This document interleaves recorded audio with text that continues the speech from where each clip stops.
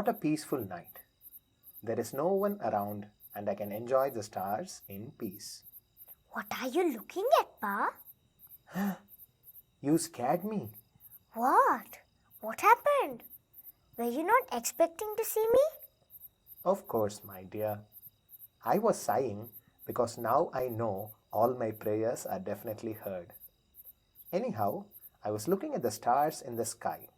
See, there are so many of them, isn't it? The rishis have moved this month. What rishis? Where?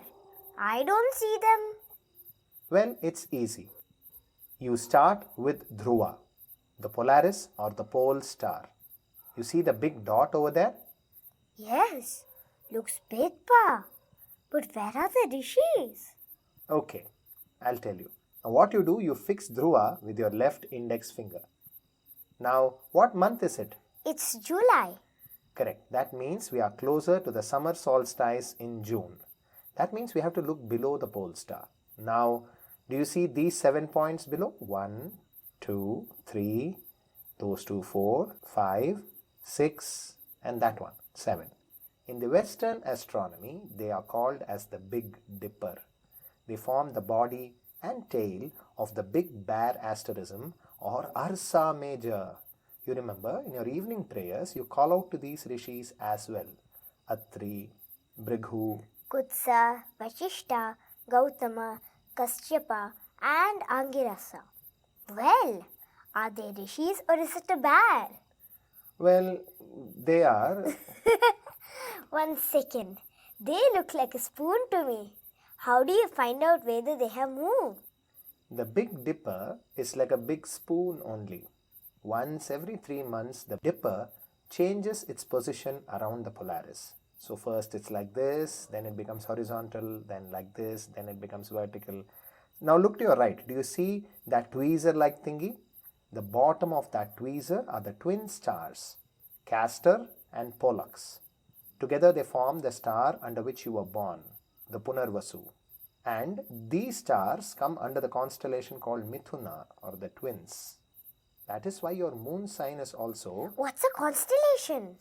A constellation is a group... What's a Mithuna? It's a zodiac... Papa, you know what happened? Neelkan borrowed my toys and now he's saying he won't give it back. He wants to play with it for some more time. What to tell him? Well... And he doesn't even talk properly now. Before he was like Lalita this, Lalita that. Now, boys are always like this. Why are they like this? Well, actually... Not all boys. You are not like this. Thank God for that. What you should... I think I will tell him once or twice. Then I'll tell his mother. Thanks, Pa. I feel better now. How do you know all the right things to tell? Wait. For this question, you haven't told me anything yet. Why are you not telling me anything? I was going to... Okay, bye-bye, Pa. I'm off to find out what Hanuman did to Prahasta in the new book you got me. Catch that girl. Come here, you. I'm also going to squish you like how Hanuman did to Prahasta. Always running off somewhere or the other. Listen, now it's my turn. Tell me, did you want me to answer any of those questions you asked?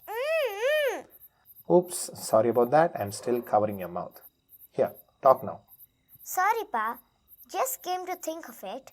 I did want to know how Indians knew how the rishis moved. Let's talk about it. Only if you promise me there will be less interrupting and more listening. Promise. Kashyapa Rishi is the Alkaid star in the Big Dipper as per the Western astronomy. Some say the star is Marichi according to the Brihad Samhita of Varahamihira. And frankly, the star is so far away we really don't care. What we do care is the coming episode on Kashyapa's greed. Appa, why are we starting with Kashyapa's greed? Well, a still mind is needed to listen, to assimilate and to remember. In olden days, this was called Shravana, Manana and Nitidhyasa. That is when one can really apply what has been learned. Even then, a still mind is needed to make good decisions stemming from learned tenets. The attention span of many who are learning today is very narrow. This is because we are always flipping through the channels on the remote while watching the television or scrolling shorts or reels on social media. The more we do this kind of scrolling, the lesser our span of attention is. We are rarely interested in hearing the full story. We are always cutting to the chase.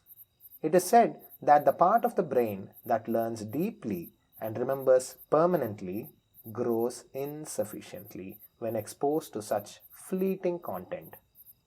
Also, there are many aspects of our character that gets sharpened only when we are patient while we work on these aspects. Our need for quick answers really hampers this quality of patience. Many of us can't bear to wait, can't bear rejection, and can't bear what is even inconvenient. We find it tough to even sleep on our own. It is the same problem, just has many manifestations. So you are going in the 6th chapter of Bhagavad Gita, is it? Chanchalam hi mana Krishna pramathi balavadridham tasyaham nigraham manye vayor iva sudushkaram.